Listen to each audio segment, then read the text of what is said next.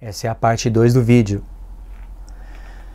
E aí a gente está na carta de Hebreus. Havendo Deus outrora falado muitas vezes e de muitas maneiras aos pais, pelos profetas, nesses últimos dias nos falou pelo Filho, a quem constitui o herdeiro de todas as coisas, pelo qual também fez o universo. Ele é que é o resplendor da glória e a expressão exata do seu ser, sustentando todas as coisas pela palavra do seu poder.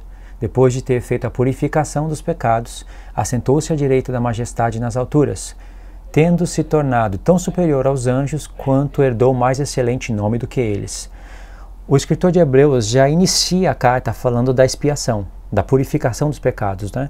Foi feito na cruz, no primeiro mês, dia 14, é a primeira festa, mas só que aqui é um assunto que é mais complexo, eu quero, mas não dá para falar agora, né? O porquê que é considerado a expiação dos pecados realizado na festa. O porquê que é considerado? A festa da expiação é a sexta, a Páscoa é a primeira. Então por que tem a ver, por que teria que ter o dia da expiação, já que no dia da Páscoa profetizava a morte de Cristo? Por que tem que ter o dia da expiação? Para quem segue o canal aí não é difícil de compreender isso, mas tem explicações que eu nunca falei nos vídeos. Mas aqui o escritor de Hebreus parece que ele já finalizou as coisas, que ele já enxergou o dia da expiação já no dia 14 do mês 1, já enxergou a sexta festa na primeira, mas no capítulo 9 ele explica o porquê. Então o assunto que predomina aqui é a questão do sumo sacerdócio, as coisas da antiga aliança, explicando para o povo coisas que eles já receberam, mas estavam deixando de lado. É um tema recorrente aqui em Hebreus 6, eu já falei disso. Eu vou deixar também o link desse estudinho na descrição. É um combate contra o calvinismo, mas eu já aproveito para explicar as coisas das festas. Aí o tema recorrente aqui é casa de Deus, sabe? É sumo sacerdócio, é as coisas que o escritor de Hebreus chama de princípios elementares da palavra de Deus. Princípios elementares da palavra de Deus que você está vendo em Hebreus 6 não é coisas da nova aliança, não é imposição de mãos, batismos, a fé, sabe? Pregação de arrependimento, de obras mortas. E isso seria princípios elementares, que é coisas que vocês aprendem no comecinho da fé, e agora você tem que partir para coisas mais profundas. Não é isso. Princípios elementares, no contexto de Hebreus, são as coisas que ele estava explicando nos primeiros capítulos. O que é perfeito, que ele manda a gente prosseguir, é justamente aquilo que ele fala que o povo estava deixando de mão. Estava se esquecendo. Por isso que tinha que ter outra vez quem ensinasse para eles essas coisas. Princípios elementares da palavra de Cristo, de Deus.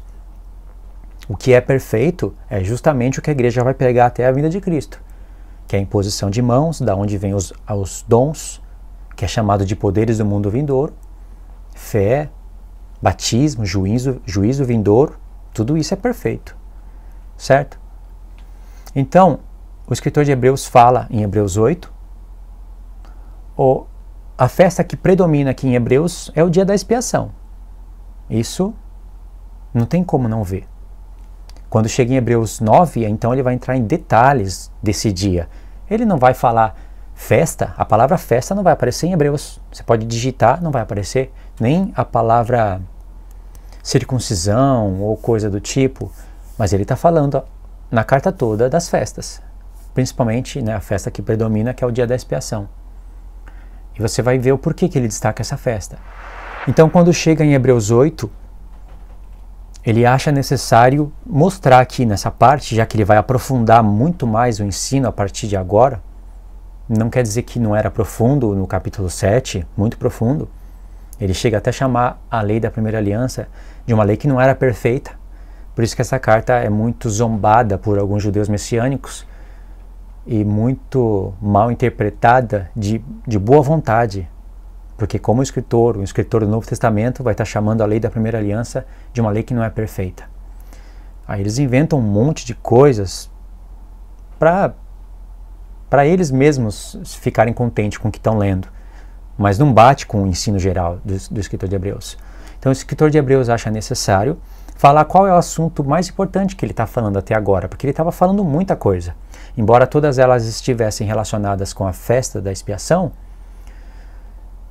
ele quis destacar. Verso 1. Ora, o essencial das coisas que temos dito é que possuímos tal sumo sacerdote que se assentou à destra do trono da majestade nos céus, como ministro do santuário e do verdadeiro tabernáculo que o Senhor erigiu e não o homem.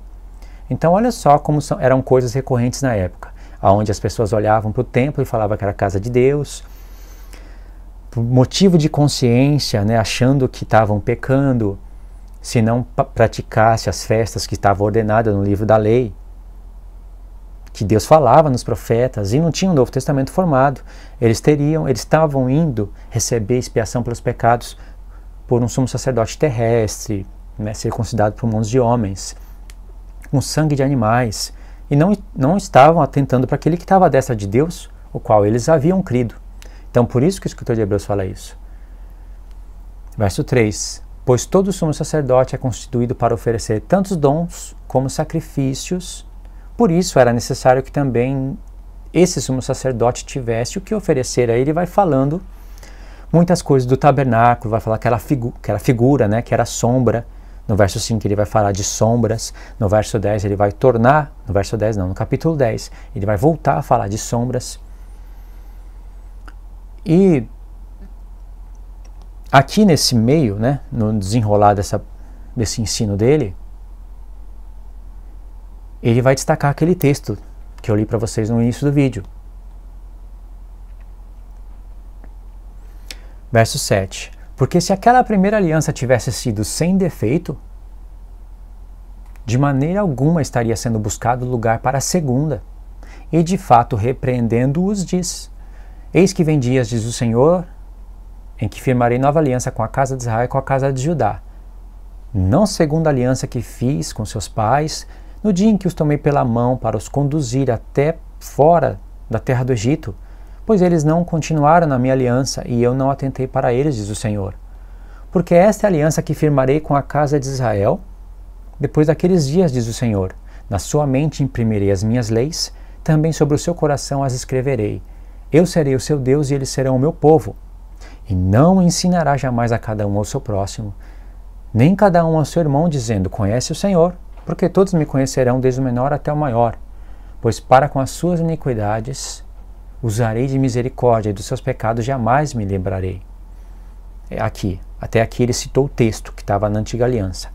Aliás, eu nunca vi, pode ser que até tenha, né? São várias cartas, eu não lembro de tudo, mas eu não me lembro de um apóstolo citando tantos versos seguidos de um profeta, como ele está fazendo aqui.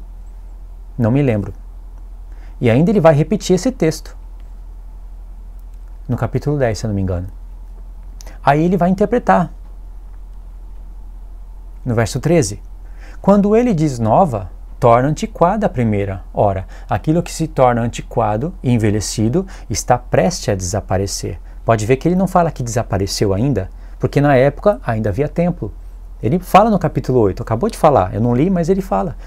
Tendo sacerdotes aí que oferecem as coisas como sombra, aí ele vai explicando, né? Então, ainda estava prestes a desaparecer. Então, precisava de um tempo de transição das alianças que Deus, sabendo disso, já distribuiu tudo para os apóstolos, eles estavam pregando. Tem até textos difíceis de se compreender nas cartas de Paulo, porque ele está escrevendo num tempo de transição e ele tem em conta essas coisas. Então, as pessoas esquecem do contexto no qual foi construído as cartas de Paulo, todo o Novo Testamento, e não consegue interpretar alguns textos ou interpreta de maneira errada. Aí, irmãos, ele vai falar aqui da Arca da Aliança e de mais coisas, vai aprofundar muito o ensino aqui em Hebreus 8, mas em Hebreus 9 ele vai continuar falando do dia da expiação. Aí eu vou pôr no capítulo 10, para vocês verem que ele não teve como não lembrar desse texto de Jeremias 31. E ainda fez questão de citar ele 2 vezes, Em Hebreus 8 tem o texto de Jeremias 31, verso 31, e citou vários versos. Em Hebreus 10 vai aparecer de novo, então você tem que tomar muita atenção desse caminho até esse caminho, sabe? De Hebreus 8 até Hebreus 10. Verso 10. Ora, visto que a lei tem a sombra dos bens vindouros, não a imagem real das coisas, nunca jamais pode tornar perfeitos os ofertantes, com os mesmos sacrifícios que ano após ano, perpetuamente, eles oferecem. Porque Deus fala que era estatuto perpétuo, né? Perpétuo até, a palavra perpétuo, que é para sempre, né? Tem que tomar cuidado com ela, porque a palavra perpétuo é usado lá na lei, né? na Torá, estatuto perpétuo, mas Deus tem em vista o perpétuo na questão de sombra e o perpétuo na questão da realidade. O perpétuo, né, que é para sempre, na questão de sombra, é enquanto dura a primeira aliança, eles não podem parar. Mas quando vem a nova, aí vem o efeito, o que é verdadeiramente perpétuo, e o efeito, né, real das coisas, porque eram sombras. Verso 2, de outra sorte, não teria cessado de... vai ser uma pergunta aqui, né? De outra sorte, não teria cessado de se oferecer por quantos que prestam culto, tendo sido purificados uma vez por todas, não mais teriam consciência de pecados. Entretanto, nesses sacrifícios, faze-se recordação de pecados todos os anos, porque é impossível que o sangue de touros e de bodes remova pecados. Por isso, ao entrar no mundo diz, ele vai citar um salmo, não sei se é o 40 ou 46, sacrifício e oferta não quiseste, antes um corpo me formaste. Não te deleitaste com holocaustos e ofertas pelo pecado. Então eu disse, eis aqui estou, no rolo do livro está escrito ao meu respeito, para fazer, ó Deus, a tua vontade. Isso é um salmo incrível que tem relação com um monte de textos que o escritor de Hebreus está colocando aqui na carta, né? Vários textos. Verso 8. Depois de dizer, como acima, sacrifícios e ofertas não quiseste, nem holocausto e oblações pelo pecado, nem com isto te deleitaste, aí ele frisa coisas que se oferecem segundo a lei. Então acrescentou, eis aqui estou para fazer, ó Deus, a tua vontade. Remove o primeiro para estabelecer o segundo. É a conclusão dele, né? Tira a primeira aliança e estabelece a nova. Nessa vontade é que temos sido santificados mediante a oferta do corpo de Jesus Cristo uma vez por todas.